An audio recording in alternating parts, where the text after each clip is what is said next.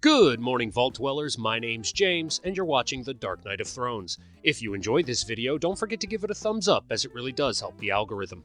As someone who's been a fan of the Fallout series for quite some time, it makes me happy to see the Fallout fanbase growing thanks to the Amazon Prime Fallout live-action series. With that brings new players to the game as well, or even just players who haven't booted up the game in quite a long time. For that reason, I decided to put together a quick list of tips for new or returning Fallout 4 players. I hope this video helps your gaming experience, and if it does, be sure to give it a like.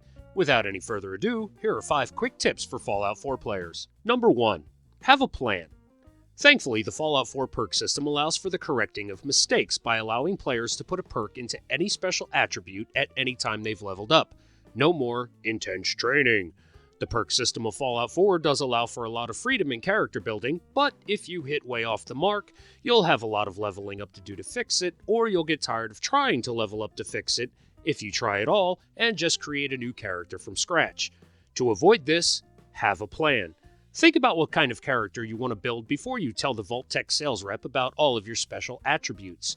Do you want to play a sneaky assassin character? Then you should focus your points on agility.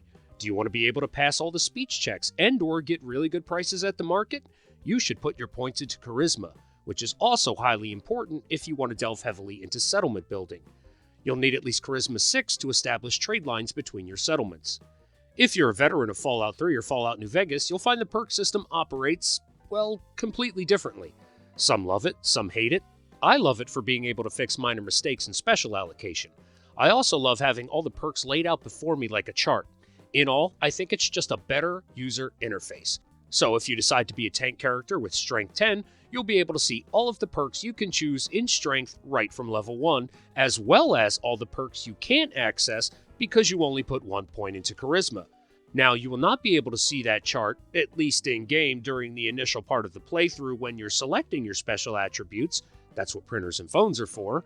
But a few perks I always like to use, regardless of build type, are Scrounger, which requires Luck 2, Local Leader, which requires Charisma 6, and Aqua Boy or Aqua Girl, which requires Endurance 5. Number 2. Stay in your lane.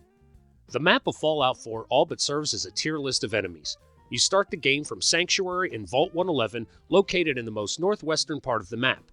If you follow the direction the game is trying to lead you, you will find many of the early quests will slowly expand into territories only just beyond the safety of your initial settlements and/or player homes in Sanctuary or at the Red Rocket. As the game progresses, and thereby your player progressing, you will find yourself moving further and further south on both the east and west side of the map. Before reaching level 15, it might be wise to not venture much further south than Diamond City. If you haven't played the game at all, don't worry, you will find out very quickly the names and locations I'm mentioning, as they will be marked for you starting from the very first quests of the main story. For new players, I would suggest staying off the furthest eastern part of the map before level 10 as well. There's critters there that'll just get mad if you shoot them. Once you've gotten a grasp of the game mechanics, how well your armor holds up against certain enemies, how well your weapons perform, etc., you should be able to explore the entirety of the map with confidence around level 30. Level 30? Yikes! Don't worry. Unlike previous installations, Fallout 4 has no leveling cap, and with the amount of leveling available in the game, you'll find yourself there before you know it. Number 3. Explore. There is more going on per square inch in the Commonwealth than either the Mojave or the Capital Wasteland. While Diamond City will never be able to hold a candle to Megaton in my heart, there's a lot going on, a lot to see, and a lot to loot. Bethesda is known for rewarding explorers, and Fallout 4 is no different. You might find yourself wondering how a cat got into this unmarked pastry shop that's seemingly been locked and last touched when the bombs fell. Or you might find yourself wondering why the game waits so long to send you anywhere near a lighthouse that is actually a workshop settlement. And see that island over there? Yeah, that island. No one is going to send you over to that island, unless it's one of those random settlers telling you about their friends. Oh, this would make a great settlement. If only someone could go kill those Mirelurks for me. Get yourself the Aqua Boy perk or some extra Rad-X and Radaway and take a swim. Just watch out for the current inhabitants and be sure to grab the Luck bobblehead. Exploring is a part of the game itself, with the amount of unmarked locations or even quests you'll never discover without exploring, such as There Be Monsters or Kid in a Fridge. Simply following the path of the game laid out before you will have you cheating yourself out of the Fallout 4 experience. Most players I know can't help but collect bobbleheads, magazines, or even specific weapons or pieces of armor. The only way to find it is to get out there and explore. Of course, if you need a little nudge, there are some videos coming to the channel to help you find that thing or two to complete your collection. So don't forget to subscribe and hit the notification bell. Number 4, grab the junk. You're gonna need it. A lot of the items you may have simply looked past in Fallout 3 or New Vegas now carry key components for almost anything you want to do. Want that power armor and want to be able to maintain and upgrade it? You're going to need more than steel. You're going to need circuitry, aluminum, adhesive, and the list goes on. While the junk is absolutely everywhere, you'll find that in Fallout 4, there's also a much greater need for it. While in Fallout 3 or New Vegas, you may have had an abundance of Wonder Glue worth 10 caps a pop, it is now way more precious in Fallout 4, and you'll find yourself burning through it just as fast as you can upgrade any weapon or piece of armor, and it will now cost you a lot more than 10 caps. While the components you find in junk may seem easy to ignore at first if you don't plan on doing much settlement building, you will soon realize just how much you need it for everything else. Besides weapons and armor, you'll need these components for crafting of just about any kind. If you want to make explosives, you'll need oil and springs. If you get the demolition perk to make anything better than baseball grenades and Molotov cocktails, you'll need steel, adhesive, oil, and for the more advanced stuff, even nuclear material.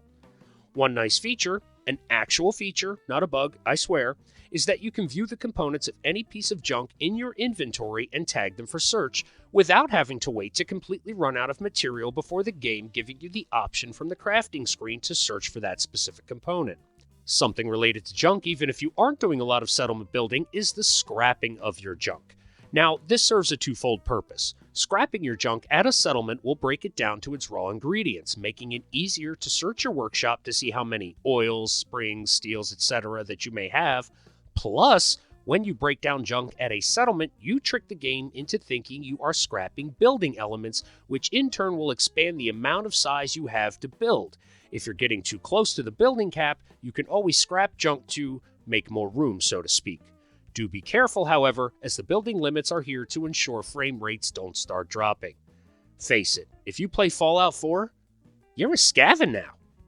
Number 5, and this should go without saying, have fun. It's a video game, guys and gals. The whole point of it is to have fun. I could sit here and nitpick every little thing I would change about it, but guess what? I don't work for Bethesda Gaming Studios. I love the Fallout series, and despite fandoms of anything being its harshest critics, we love what we love for a reason, even through gnashed teeth at times. You know the saying, no one hates Star Wars more than Star Wars fans. Well, the same is true for Fallout. You come to have certain expectations. So what do you do to subvert expectations? You go play in the sandbox. Sure, the main story has you looking for your kidnapped son, but with just a little imagination, you can roleplay a character who is pessimistic about Sean even being alive, doesn't go to see Nick Valentine, doesn't follow the Freedom Trail, unless you want ballistic weave fiber without mods, and start to do what every protagonist of every Fallout game has done from Fallout 1 to Fallout 4, New Vegas, and 76. Shape the world. It's an open world game with lots to do. Go be a raider, even though bad guy playthroughs are boring. Go develop great relationships with all your followers, become a team, lead them into the future of the Commonwealth. Be the general that wants to become governor. Become the Brotherhood Knight that, oh, well, you do have to go find Nick Valentine for that one first. Just don't go back to his office. Be the spy the Railroad always thought they were, but never could be. You get what I'm saying. As much as I wish decisions and dialogue options affected the outcome of the game more, you still have the freedom to just go do whatever you want. And in the end, isn't that why we all play RPGs? Even the ones RPG snobs make fun of? Let's go play in the sandbox. Guys, thanks for tuning in. My name's James, and you've been watching The Dark Knight of Thrones. If this video helped or entertained you in the slightest, please don't forget to give it a like. Let us know what you think in the comments, and to stay on top of future Fallout, other gaming, and entertainment content, be sure to hit that subscribe button. Once again, I'm James. You're watching The Dark Knight of Thrones. To all my Vault Dwellers, Dragonborn, and Jedi Knights alike, we shall see you next time. Is everything okay between us? Well, it's awful nice to be traveling with someone who's got their head on straight, so I'd say I'm good.